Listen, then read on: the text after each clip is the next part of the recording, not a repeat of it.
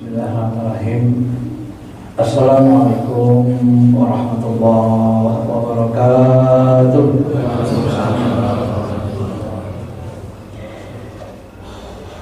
Alhamdulillahirabbil alamin wal aqibatu lil muttaqin wala udwana illa 'alal zalimin.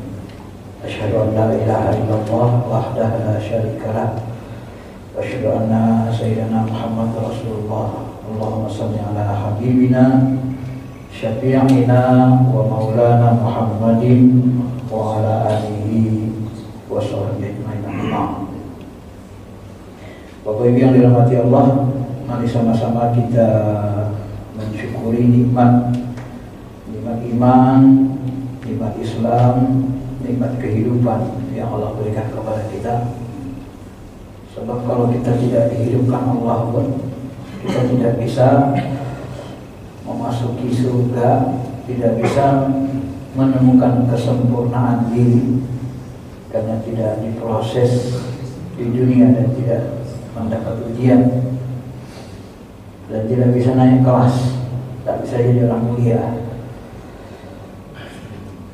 Bapak Ibu yang dirahmati Allah Subhanahu wa taala, masalah yang kita hadapi hari ini, masalah internasional adalah salah gajah.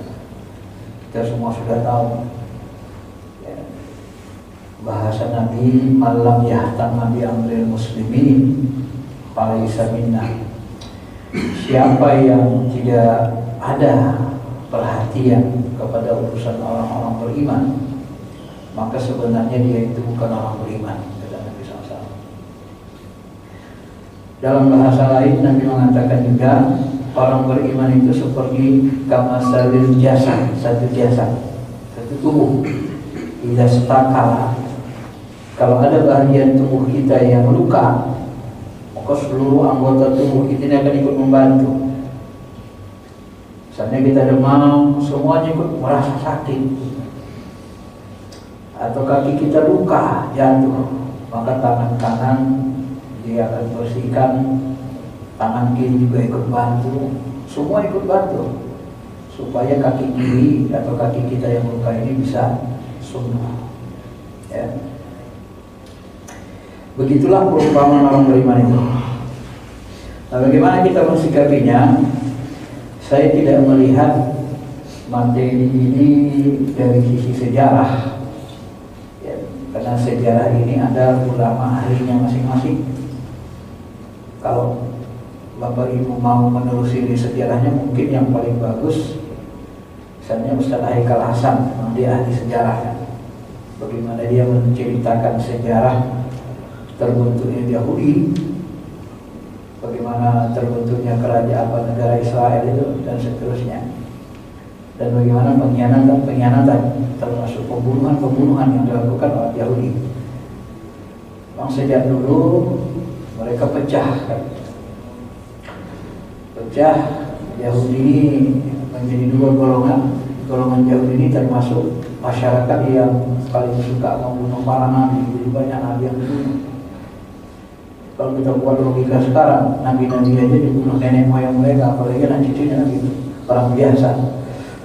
Nabi juga bunuh itu.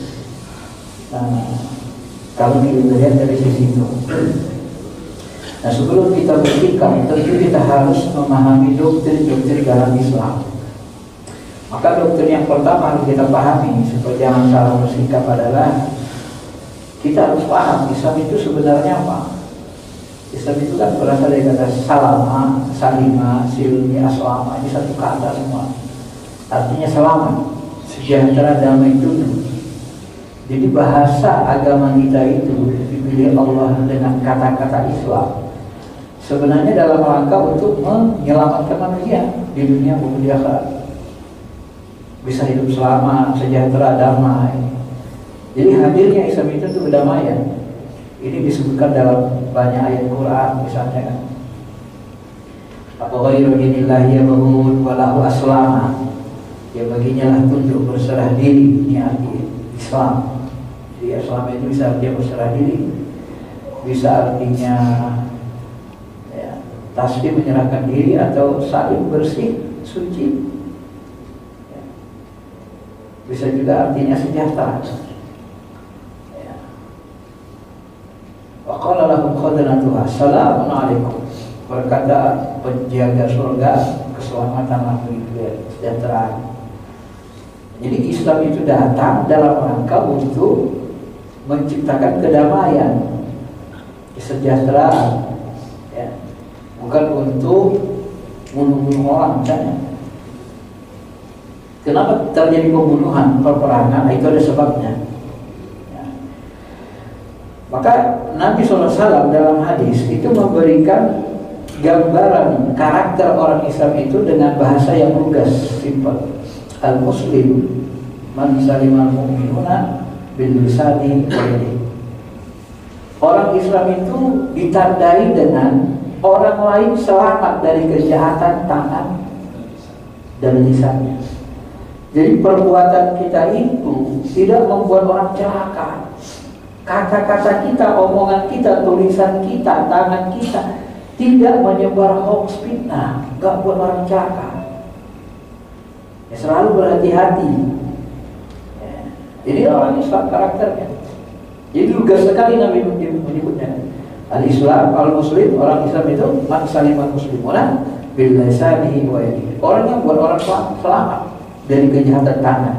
Karena kejahatan tangan itu tidak boleh dilakukan, maka kita diharamkan mencuri, memukul, membunuh. Nah, karena Allah menginginkan dan Rasulnya supaya lisan kita terjaga, maka kita diharapkan memfitnah, membunuh karakter orang dan seterusnya. Ya. Begitu juga iman. Iman ini berasal dari kata amina, bisa amuna, derivasinya bisa amanah, percaya, amanah. Orang beriman itu ya bisa dipercaya, amanah. Dan sering kalau berdoa, amin, aku percayakan kepada Allah, kabulkanlah ya Allah. Itu artinya kita mempercayakan bahwa doa kita itu akan dijabah oleh Allah. Dan dia berarti aman, ya, damai. Jadi mendekat-dekati dia. Jadi kehadiran agama Islam dan orang beriman itu sama seperti tadi Nabi buat definisi orang mukmin lugas. Al-mu'min man ammanahul mu'minuna bil lisani wa yadihi. Orang beriman itu, orang-orang beriman itu mereka aman orang lain, orang beriman lain dari kejahatan tangan dan lisannya. Kalau orang Islam selamat, kalau orang iman aman orang lain, sama nih.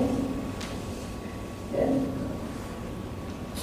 Jadi banyak sekali disebutkan dalam ayat Quran ya, keimanan itu bisa artinya rasa percaya.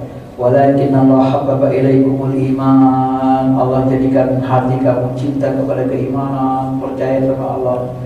Wa zayyana fi qulubikum. Allah buat iman itu menjadi hiasan di dalam hatimu. Wa kariha ilaikumul kufra. Dan hati orang beriman itu berisi rasa karih, rasa benci kepada apa? Kekufuran, kefasikan, dosa besar. Maka dosa besar itu maaf, pembunuhan, perzinahan, anak istri kita kalau zina itu jijik sekali kita kan. Ada kebencian, ya. Perbuatan-perbuatan dosa itu ciri hati orang beriman. Wal islah, kedurhakaan. Semena-mena suka hatinya aja bunuh orang. Ya, udah ada hukum internasional dilanggar terus dia nggak peduli. Nah, ini kan isyan, kedurhakaan. Jangankan orang Islam, orang non-Islam saja yang punya hati nurani akan merasa.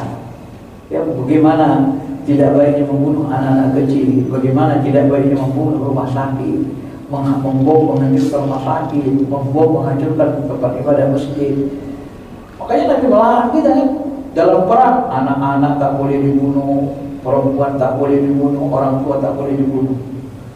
Yang masa Nabi itu perang itu pasukannya keluar dari kota Madinah berhadapan di Badar, berhadapan di Uhud, rakyat tinggal. Ya. Tapi kondisi kita dengan sekarang beda sama Nabi. Kalau Jakarta ini perang misalnya saja perang, ya, bagaimana kondisinya? Misalnya kita perang kemana? Ke Misalnya saja kita diperangi Australia, tiba-tiba dibom Jakarta ini, bagaimana? Masyarakatnya pasti ada yang kena. Tapi rumah sakit tidak boleh diincar. Yang dibom itu pusat-pusat senjata, pusat-pusat angkatannya, kayak gitu. Kalau rumah sakit dia itu nggak boleh kan, secara internasional. Bapak Ibu yang dirahmati Allah Subhanahu Wa Taala. Baladan amina. Wa idza qala Ibrahim rabbi ij'al hadzal baladan amina. Ingatlah ketika Ibrahim berkata berdoa kepada Allah, ya Tuhanku jadikanlah kota ini kota yang aminah, aman. Jadi aminah itu aman. Tolong beriman itu suka dengan keselamatan, keamanan, ketentraman. Maka nanti kalau kita lihat praktek yang dilakukan Nabi, kita lihat misalnya praktek yang dilakukan Nabi SAW menerapkan Islam. Bagaimana sikap Nabi kepada orang non-Islam? Ini kan kita perlu tahu. Bagaimana sikap Nabi kepada orang non-Islam? Atau orang kafir yang disebut dengan jimmi, orang non-Islam yang tidak memerangi orang Islam. Dalam Al-Quran Allah katakan kan, dalam surah misalnya Al-Mumtahanah surah 60 ayat 8. Di sana Allah katakan, laisa junah, tidak ada dosa, tidak ada masalah. Kamu antabarnu ilai, berbuat baik berbuat baik kepada orang-orang, ya. Siapa? Orang-orang yang tidak memerangi kamu karena agamamu, gak masalah, buat baik kepada mereka. Allah suka. Kenapa? Karena Allah suka dengan kebaikan dan keadilan.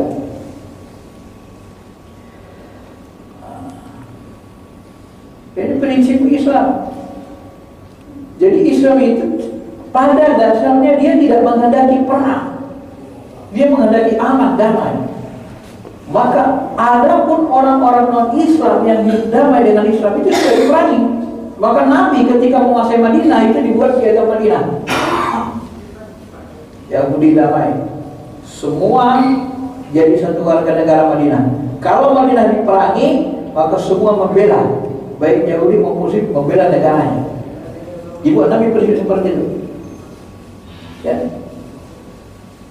Kecuali misalnya orang kafir Quraisy menyerang Madinah, maka Yahudi membantu kafir Quraisy. Nah, itu harus diperangi. Itu namanya khianat. Makanya pengkhianat perang itu dihumati hukumnya masa Nabi. Itu membahayakan negara. Jadi Allah Subhanahu Wa Taala dengan jelas, dengan gamblang mengatakan, tidak ada dosa bagi kamu. Allah tidak ada melarang. Silakan buat baik. Allah suka. Innallaha yuhibbul muqsitin. Innallaha yuhibbul muhsinin. Allah itu senang dengan keadilan. Bahkan Nabi membuat prinsip tidak boleh kita menjalimi orang non-Islam. Sampai-sampai Nabi mengatakan, apa kata Nabi? Nabi SAW mengatakan dengan tegas, dakwatul mazlum mustajabun walau kana kafiran. Doa orang-orang yang dijalimi itu dikabulkan Tuhan walaupun yang berdoa itu orang kafir. Artinya apa? Allah gak peduli mau orang Islam, orang kafir, siapa yang jalin, pasti Allah buat berikan hukuman. Kalau orang-orang yang dijalin berdoa, pasti cepat atau lambat pasti Allah makbulkan.